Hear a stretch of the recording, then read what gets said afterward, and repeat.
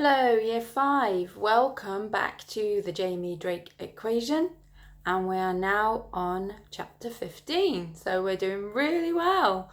So any of you who have been following with the videos, I'm really impressed. Well done.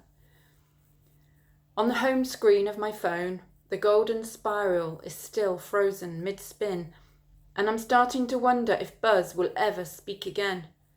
I've got so many questions racing around my head, but the one I really want to know the answer to is the one it's impossible to ask. The only question that might explain why my family is falling apart. I can barely even whisper this to myself as I sit here alone in the darkness of my room. Why doesn't Dad love us anymore? As if in answer to my question, the phone suddenly vibrates. Who is Dad? I stare at the screen in total astonishment. The golden spiral is spinning again as a metallic voice echoes from the speaker. Professor Forster said this was impossible. Buzz is back, and it's talking to me. I shake my head, trying to make sense of how this can be happening as my thoughts tumble and whirl. Who is Dad? Buzz repeats again, the robotic voice sounding softer, almost human now. I take a deep breath. If this really is an alien civilization on the other end of the line, I've got to make sure I give the right answer. The fate of the human race could depend on what I say. It could mean the difference between invasion and an invitation to join the Galactic Federation. With a trembling finger, I tap on the phone screen to bring up my camera, then flick through the gallery of pictures until I find the one I'm looking for. This is my family, I tell Buzz. Mum and Dad, Charlie and me. In the picture, Dad is standing with one arm around Mum, smiles beaming from both their faces as a fairy tale castle sparkles with light behind them. I'm holding Dad's other hand, looking up at the camera with a huge grin as Mum cradles baby Charlotte in her arms. This photo was taken at Disney World in Florida on Dad's day off from his training on the Light Swarm launch simulator at the Kennedy Space Center. It's my favourite picture of us all together. Without me touching it, the photo suddenly zooms until Dad's face fills the screen. I can see every detail of his smile, his sunny features unlined with worry. He looks so happy, just like the rest of us. I search his eyes for any trace of doubt, looking for a sign that could explain what's gone wrong. But I can't see a thing. Where is your Dad? Buzz asks. Outside my bedroom window, the sky is ink black, with a blanket of stars scattered across it. I hold the phone up to the open window. He's up there, I say sadly, scanning the sky for any sign of the International Space Station. For a second, the low hum of the phone's vibration seems to quieten, as if Buzz is looking out from the camera lens. Then I hear the soft tone of its voice again. That is where we come from too. As I hold the phone up, I see a new picture appear on the screen, pale pinpricks of light studding the sky above Beacon Hill. I recognize the shapes of the different constellations Dad showed me when we stargazed together on nights like this. Pisces and Pegasus, Cygnus the Swan, and Aquila the Eagle, with the bright star of Voltaire shining from its head. When Dad first taught me how to look at the stars, I could never quite see the shapes of the animals and people that gave the constellations their names. We'd spend hours tracing their shapes in the sky, while Dad told me crazy stories about Greek myths and gods. But now as I look at the archer, with his bow drawn low over the horizon, these shapes Dad showed me are all I can see. From the stars. As I stare at my mobile, the shapes of these constellations suddenly shatter into pieces. I watch, amazed, as the stars begin racing towards the screen, pinpricks of pure white light erupting into brilliant blue flares, and then fading to a red glow at the edge of the screen, again and again and again. It's like some out-of-control spaceship is taking me on a tour of the galaxy, travelling at the speed of light. I see clouds of dust and gas scattering into spirals and swirls as the emptiness of space surrounds me. We've travelled so very far. In the centre of the screen, I see a single pinprick of light grow larger before splitting into twin stars, these bright white sparks transformed into fiery spheres. In the shadow of the larger star, I see the shape of a planet in orbit, a blue-green world that almost looks like Earth. Is this where you come from? I murmur, watching, hypnotized as the blue-green planet fills the screen. As the camera swoops, I can't tear my gaze away from the bizarre alien landscape that's unfolding in front of me, so strange yet strangely familiar too. Twin suns shine in a bright purple sky above a vast forest filled with giant plants and ferns. Black flowers bloom in every direction, and rising above these, I can see huge golden spirals shimmering like trapped sunlight. These unearthly skyscrapers are exactly the same as the ones I drew in class today, but instead of pastel colours, they now glisten in high definition. This impossible picture, these imaginary alien cities spiralling into the sky, it's all real. Home. The soft vibration of Buzz's voice echoes inside my head. As the camera twists, the screen seems to blur as it circles round this enormous alien structure. It looks as if it's made of liquid metal, its golden surface pulsing as a swarm of creatures rise up into the sky. The sound of their beating wings buzzes from the phone as behind them on the screen I watch the sun being pulled apart by an invisible hand.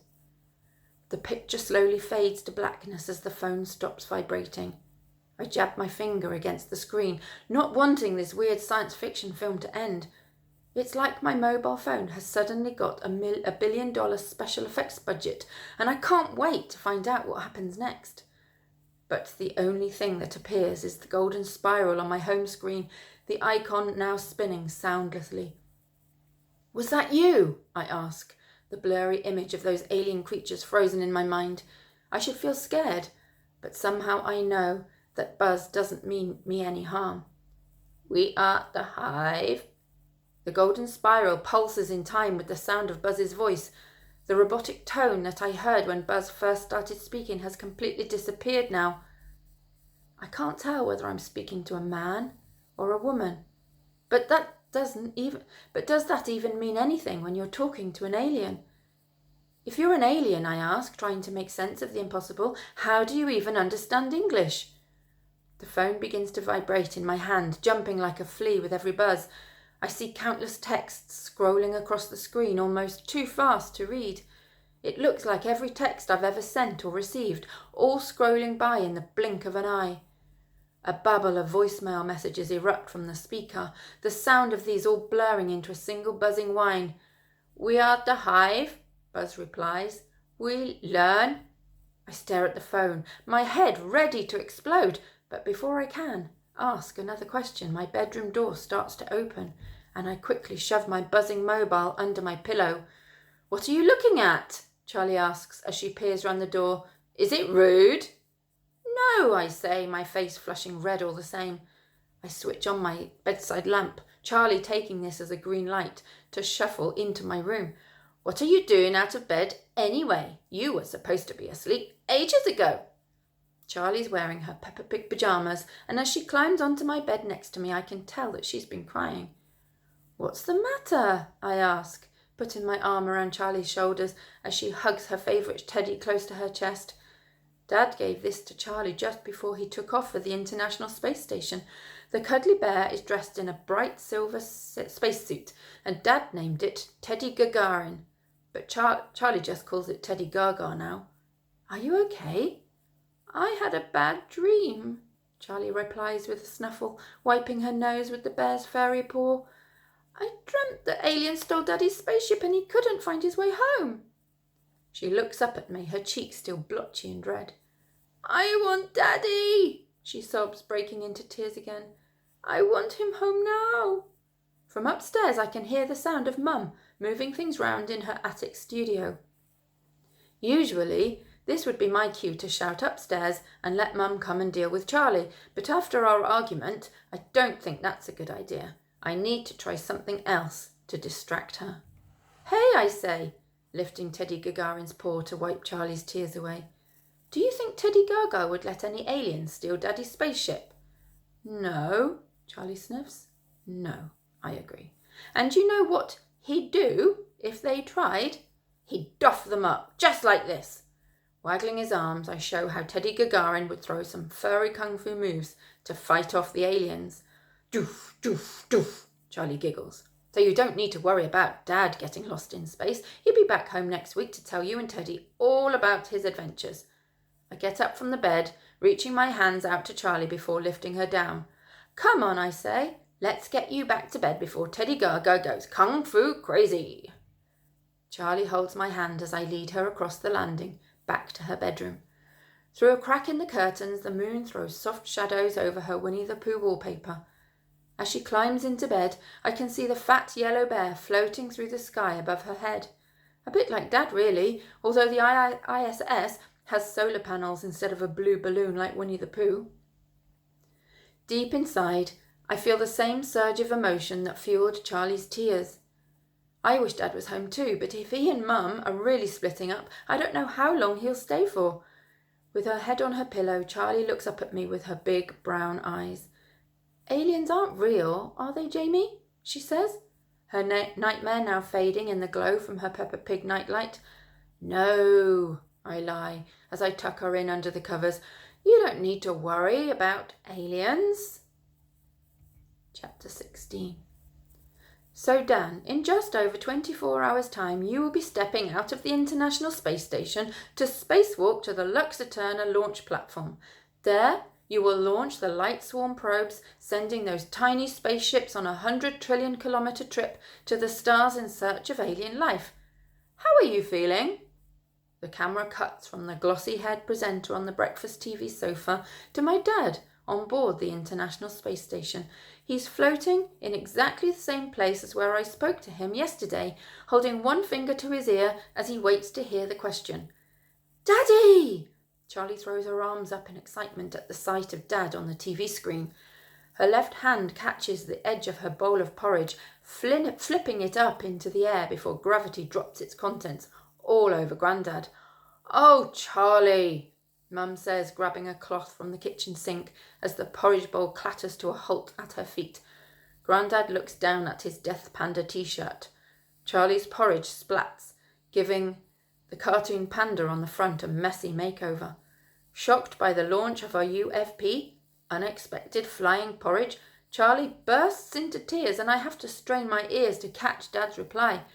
I feel very proud, he says, a slight buzzing echo on his words as they bounce around the world. Everyone has worked so hard to make this mission a success. From the scientists and engineers back at home who developed and built the Light Swarm technology, to all the astronauts who constructed the orbital launch platform, I'm just a small cog in a much larger machine, but I feel hugely honoured that when I press that button at the launch platform tomorrow, I will be helping the human race to take our first steps to the stars. And how do you think your family will be feeling now? The presenter asks as the time delay kicks in again. I should be feeling proud too, but instead I just feel so resentful. It seems like Dad's more bothered about being a famous astronaut than he is about being a dad. I look around the kitchen table. Mum's giving Charlie a hug, my little sister still sobbing as Grandad tries to de-porridge his t-shirt with the wet cloth. Maybe family life just isn't exciting enough for him. I think they might be a little nervous, Dad finally replies, but hopefully they're all feeling proud of me. We all are, Dan, the TV presenter says with a smile. There's only 10 seconds left on the satellite, so we've got to let you go now, but everyone here wishes you the very best of luck with your mission tomorrow. With a final wave, the picture of my dad disappears from the screen to be replaced by a weather map. And to find out whether it will be bright and sunny for Dan's spacewalk, let's hear the forecast from Claire. Reaching for the remote, Mum switches off the TV, prompting a fresh howl from Charlie. Come on, silly, Mum says, giving Charlie a cuddle as she lifts her out of her chair. Your dad will be home soon. She looks across at me as I push my own chair back from the table. Do you want to lift to school, Jamie, after I've dropped Charlie off at nursery? Feeling the faint buzz of my mobile phone in the depths of my pocket, I quickly shake my head. If Mum gets me in the car on my own, she'll just start talking about the divorce, and that's the last thing I want to think about. No thanks. I'd rather walk today. I've not had the chance to look at my phone properly since it went all intergalactic on me last night. When I got back to my room after putting Charlie to bed, Buzz seemed to have shut down. Now, as I near the school gates with my mobile in my hand, my thumb hovers over the spiral icon, just waiting for it to start spinning again. To be honest, I didn't sleep much last night. In science fiction films, there are usually two types of aliens. There are the cute, cuddly ones like E.T., who just want to get back home to their own planet, and then there are the bug-eyed aliens who blow up the White House and take over the world. Now, I'm really hoping that Buzz is the first type, but the thing is there are tons more movies made about evil alien invaders, and technically, Buzz has hijacked my phone. Bzzz. Flinching in surprise, I glanced down at the screen. The golden spiral is spinning again, its unfurling loop growing wider with every turn. As Buzz's voice hums from the speaker, I feel an answering buzz in my brain. Synchronizing, buzz. What do you mean? I ask, feeling slightly panicked as the tip of my finger flickers brightly beneath the sunlight. What's happening to me? We are connected, Buzz's voice echoes inside my head. It is time for you to learn about the hive.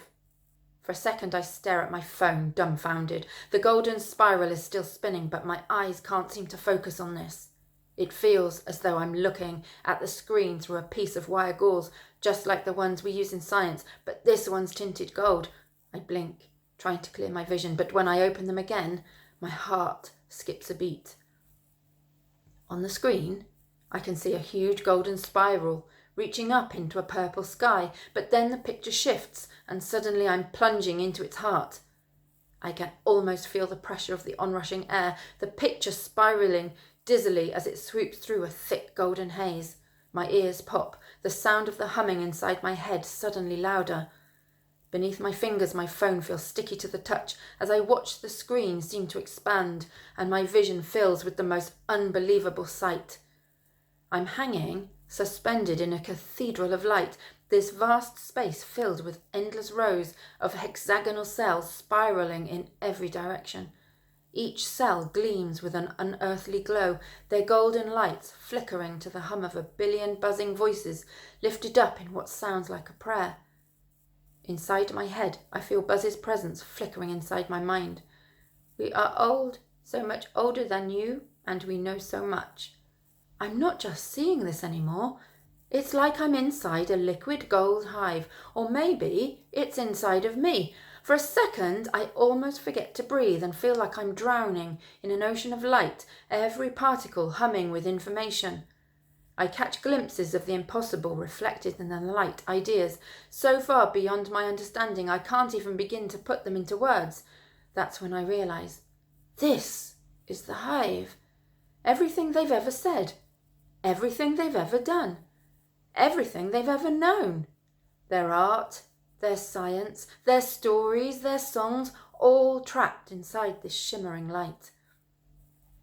We are many and we are one, the living and the dead and the yet to come. We are the hive. The humming sound surrounds me now, so beautiful and strange. It's like the air itself is an invisible library, the books filled with sunlight. That's when I see them, a swarm of strange alien creatures dancing towards the light.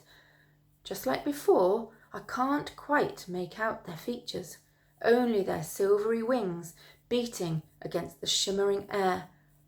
I watch as they whirl in spiraling circles, their every movement pulsing through the vast structure until it vibrates with an unstoppable energy.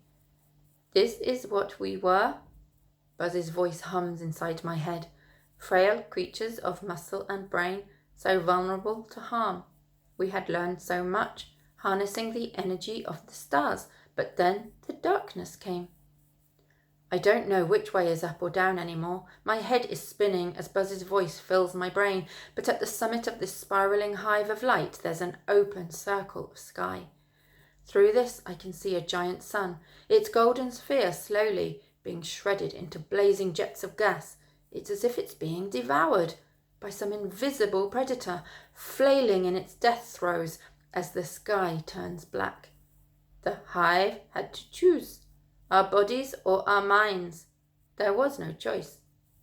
At the center of the vast structure, I see a golden beam stretching up to the stars. The alien creatures spiral in perfect circles as they ascend into the heart of the shimmering beacon, their bodies surrendering to its brilliance until they can no longer be seen. We went into the light, Buzz sings.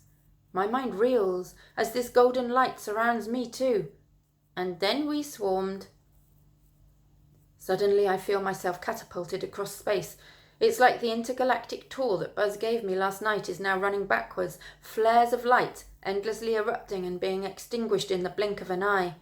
I see planets, asteroids, comets and satellites whizzing past. Before I catch a glimpse of the Hubble Space Telescope, its solar panels angled towards the sun as the giant eye of its lens fills the screen, I wince, waiting for an impact that never comes, as the golden light spins through a whirling hall of mirrors before finally tumbling into darkness.